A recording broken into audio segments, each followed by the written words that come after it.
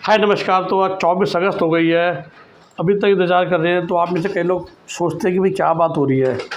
Very frankly मुझे भी ना एग्जैक्टली नहीं पता, बट ये मैं आपको सबको बस ब्रॉडली समझा सकता हूँ कि मेडिकल सीट्स में खासकर जहाँ गवर्नमेंट सीट्स इन्वॉल्व हो जाती है ना, वहाँ बहुत कहता मारा मारी है।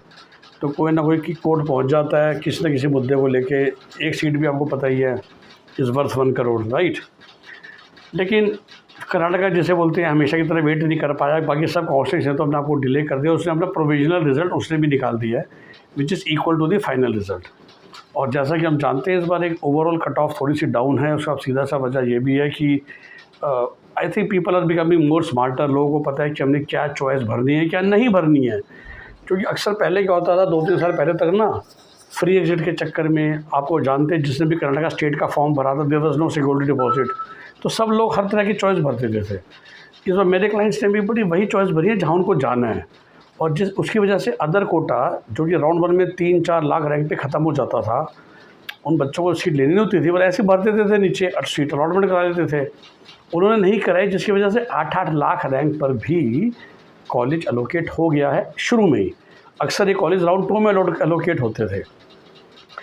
एनीवे, कॉलेज में कॉलेज कट ऑफ एक्सेट्रा आपको पता चली जाएगी। अभी जो सबसे कंफ्यूज करता है कर्नाटका, और फिर से उसका हमेशा की तरह हर चीज़ का लिंक लाइव करते हैं, तो अभी लिंक आएगा कि जिसको भी सीट मिली है नहीं मिली है वो क्या करे। देखिए, जिसको कोई भी सीट एलोकेट नहीं उसको तो कुछ नहीं करना।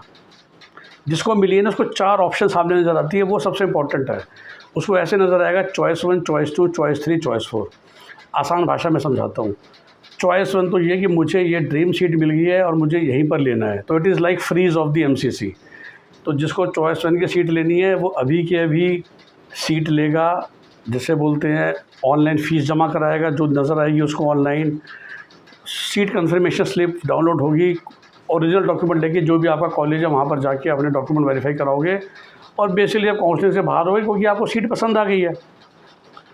Choice 2 and choice 3 both are kind of a float, but एक अजीब सा डिफरेंस है। चॉइस 2 में आप कहते हो कि मुझे ये सीट पसंद है, मैं सीट को रखना चाहता हूँ और फिर भी आगे देखना चाहता हूँ। चॉइस 3 कहता है कि मुझे सीट पसंद नहीं है और मैं आगे देखना चाहता हूँ। तो चॉइस 3 वाले की वो सीट अभी रुकती नहीं है, जबकि चॉइस 2 वाले की रुकती है। अब फ़र्क देखिए कि जो चॉइस 2 भी ले रहा है उसको कोई फ़ीस तो जमा करानी है नहीं, उसको कॉलेज में रिपोर्ट तो करना है नहीं, तो उसका भी फ्री में ही हो रहा है सीट रिटेन। क्योंकि फ्री में सीट रिटेन हो रहा है तो हर बंदा चॉइस 2 ही लेगा, चॉइस 3 कौन लेगा, बिकॉज आपको अभी फ़ीस तो जमा करानी है नहीं, राइट। सो चॉइस 3 वो लोग क्यों देते हैं मेरे आज तक समझ में नहीं आई। बिकॉज जब आपको चॉइस 2 में सेम ऑप्शन मिल रही है कि भाई सीट को आप होल्ड करके आगे देख लो, तो हर बच्चा चॉइस 2 ही देखेगा, राइट। तो इसमें भी आपको कहीं पर भी रिपोर्टिंग जाके अब नहीं करनी है, ओके।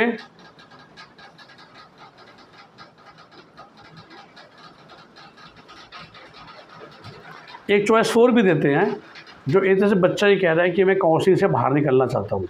सीट आपको मिली और आप एक तरह से उनको बता रहे हो कि मुझे ना सीट चाहिए ना मैं फर्दर काउंसलिंग में भाग लेना चाहता हूँ।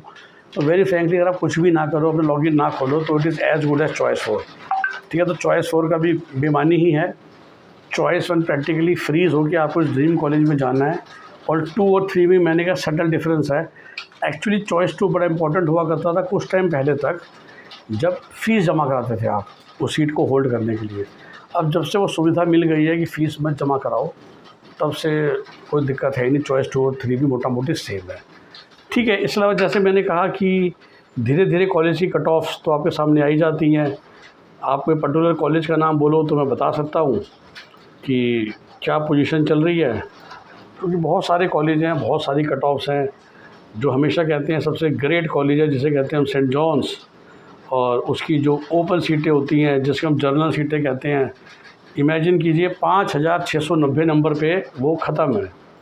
5690 नंबर पे वो ख़त्म है, and that is the reality. जो हम ऑल इंडिया कोटा मुझसे कहते हैं ना, सर हमें क्या सेमी प्राइवेट सेंट जॉन्स मिल जाएगा, तो Saint John's all India quota 5690 rank पे ख़त्म है, और पहली सीट तो 1,03,228 रैंक वाले ले रखी है। इमेजिन कीजिए उसके पास और क्या क्या ऑप्शनें होंगी। तो this is the name of Saint John's. ठीक है। उसके अलावा जो इवन जनरल ओपन मेरिट भी है जो कर्नाटका डोमिसाइल के लिए है, जिसे GMP कहते हैं, वो भी 20,000 रैंक पे ख़त्म हो जाती है। But these seats are only for Karnataka domicile people.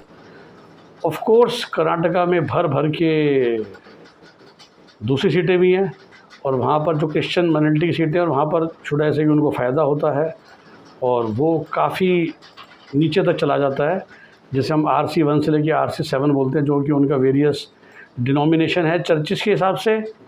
और आखिरी सीट, सबसे नीचे वाली सीट जिसे कहते हैं, कहने को तो फिर वो 9,28,000 रैंक वाले बच्चे को भी मिल जाती है। तो वही कॉलेज जिसके लिए तरस रहे लोग, वो 6,000 रैंक वाले जा रहे हैं, उसी कॉलेज में 9,28,000 रैंक के भी कुछ बच्चे पढ़ लेते हैं, जो कि पर्टिकुलर चर्च से बिलोंग करते हैं, जो RC2 है। मतलब RC2 जो इनका है, आई थिंक उसमें लीस्ट कंपटीशन है। तो RC2 जो कैटेगरी है वही सबसे नीचे जाती है, एंड RC3, इन दोनों के जो कैंडिडेट्स आई थिंक वो कम होते होंगे, तो वो आराम से सेंट जॉन्स वालों को मिल जाते हैं। ओके, तो सेंट जॉन्स ही देखिए ख़ास था, इसलिए उसको मैंने आपसे शेयर किया। सेंट जॉन्स में कुछ तो लोग करते हैं, और बस वही जैसे मैंने कहा, जो क्रिश्चियन माइनॉरिटी से बिलोंग करते हैं उनको ये एडवांटेज है कि उनको सीट बहुत ही कम रैंक पे मिल जाती है इस महान कॉलेज में, जहाँ पर ऑल इंडिया कोटा से 6,000 रैंक वाला बच्चा भी जा रहा है। ओके, तो वेट करते हैं जी, अभी BMCC का वेट कर रहे हैं। और कर्नाटका में देखिए, जिसको अदर कोटा मिलता है वहीं पर एक हैवी नेगोशिएशंस चलती हैं, और हमारे भी कुछ स्टूडेंट्स को अराउंड 1 में मिल गया है। वेरियस कॉलेजेस का वेरियस मॉडल है to offer discounts. Not every college also offer discount, not every quality college offers discount. मैं हमेशा समझाता हूँ, आपको ऐसा सुनने में आएगा कि भाई फ़लाना कॉलेज आपको with hostel 125 plus hostel which is 140 में आपको बहुत अच्छे अच्छे कॉलेज नॉर्मल मिल जाएंगे, राजस्थान काउंसलिंग में या MCC में। तो ज़रूरी नहीं है कि कर्नाटका का हर कॉलेज अच्छा है, मैं आप लोगों को बार बार समझाता हूँ। और शायद यही वो वजह है कि जो आउटसाइड बेंगलोर के कॉलेजों की कट ऑफ गिरने लग गई है, क्योंकि नॉर्थ इंडियंस को फाइनली समझ में आ गया है कि इंटीरियर से कॉलेज में 12 लाख की फ़ीस के चक्कर में जाने का कोई फ़ायदा नहीं है। Okay, so this is for you.